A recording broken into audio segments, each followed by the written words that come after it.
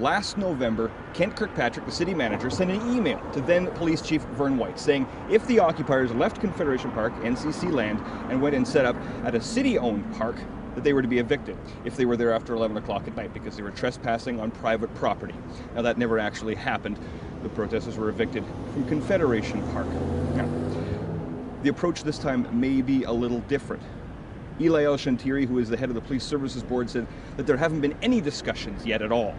But if protesters are there after a certain hour, that they can be evicted. Given, you know, the protests in Gatineau turning violent and in Montreal and at Fanshawe College, do you expect it'll be any different than last year? No, I expect it just to be a bunch of tents and a bunch of people with their own little causes. Do you support what they're doing? I don't get what they're doing. I mean, you go through there and I mean, they had signs about everything, you know, the economy and just their own little cause, politics, everything.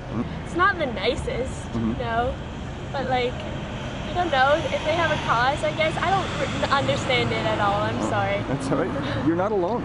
Well, sometimes you don't really know if they're strong or they're not, and then we hear about them again, and I wish them well, like, yep.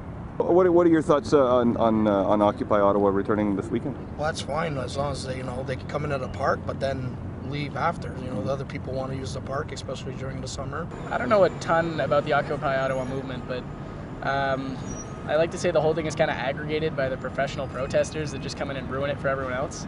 So if there is a real meaning in there, it should be kind of brought out.